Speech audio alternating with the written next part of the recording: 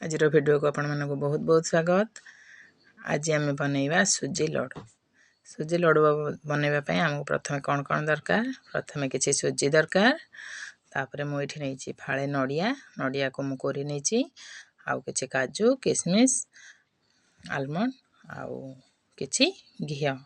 प्रथम आम नड़िया को सुखा किसी तेल घी दरकार नहीं, खाली एमती भाजी नवा टिके माने बेसी माने स्टोर करने 4-5 दिन जेहेतु रहिबो नड़ियार तेल स्मेल बाहरी जाए से आम केवल नड़िया को भाजी नवा, बेसी लाल करवानी, खाली टिके 1 मिनिट भाजी नवा। आपन चाहिए आधर घी पकई पारे कि मुझे किसी पकईनी सेमती ही भाजी नहीं।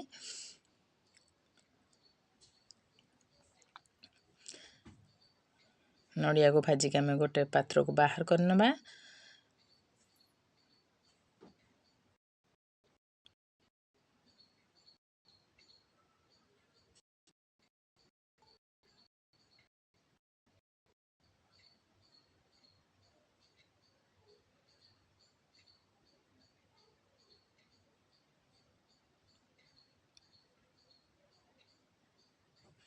एबे आमे देथरे किछि घी पकेबा।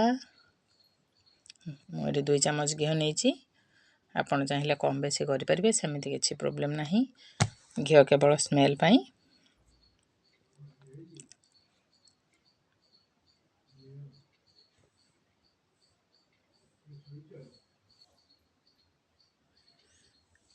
एबे मु 1 कप सुजी नहीं, पाखापाखि 200 ग्राम हम। सुजी को आम घी रे भाजी नवा। सुजी को भी आम अधिक नाली हेबा पर्यंत भाजबानी, जेहेतु आम लड्डू को 10 ରୁ 15 दिन पर्यंत आम रखिपर, से सुजी को भाजी नवा। आ घीर फ्लेवर रहिले भी टिके भल लगे, से घी पकई टिके आम भाजी नवा। एमती धड़ा धड़ा ही रहिबो।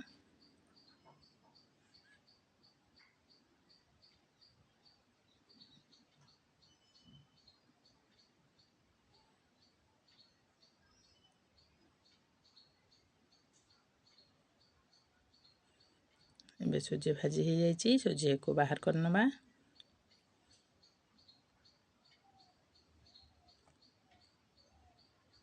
से नड़िया ऊपर ही सुजी को रखी देछि। एबे आम आउ टिके घी पकई नवा।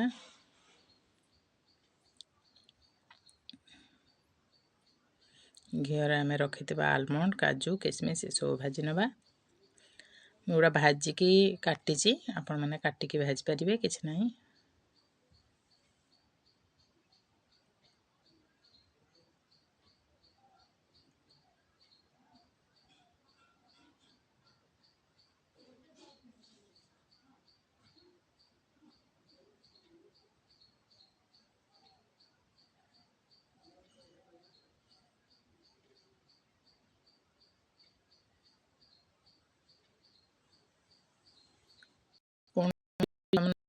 तो भाजी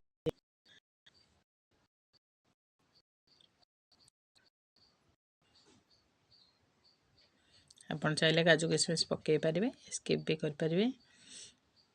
एबे सबको भी तारी ऊपर बाहर करने भी। एबे आमे एथिरे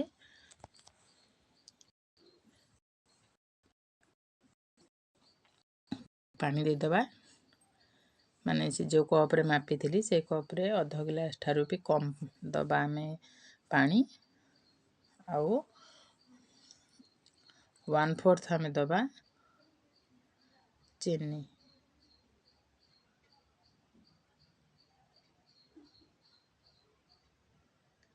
एबे चीनी को आमे सीरा बनइबा।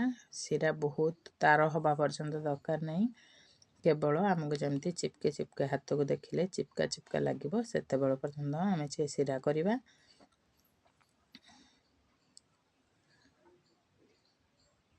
जेति चीनी सुजी पकेबे तार 4 भाग रु 3 भाग आम चीनी दबा। देखो ये चिपका लगे।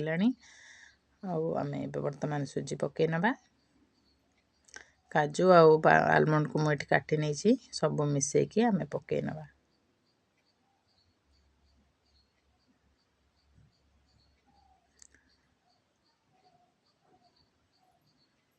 ଏଇଠି ସୁଜି ମୁଁ ଟିକେ ପକେଇଥିଲି, ଯେତିକି ବଳି ଯାଇଛି ଆପଣମାନେ ଦେଖିଲେ, ସେଇଟା ମୁଁ ପଛରେ ପକେଇ ନେଇଛି, ଆପଣମାନଙ୍କ ସହିତ ସେୟାର କରିପାରିନି। ଏବେ ଆମେ ଗୁଜୁରାତି ଆଉ ଗୋଲମରିଚର ଗୁଣ୍ଡ କରିକି ରଖିଥିଲି, 4ଟି ଗୁଜୁରାତି, ଟିକେ ଗୋଲମରିଚ ଗୁଣ୍ଡ କରି ରଖିଥିଲି, ଏସବୁକୁ ପକେଇ ନେବା। ଏବେ ଆମର ପ୍ରସ୍ତୁତ ହେଇଯାଇଛି ଲଡ଼ୁ ପାଇଁ। ଏବେ ଆମେ ହାତରେ ଏମିତି ଲଡ଼ୁ ବଳି ନେବା। ଏବେ ଆମର ଲଡ଼ୁ ପୁରା ପ୍ରସ୍ତୁତ ହେଇଯାଇଛି।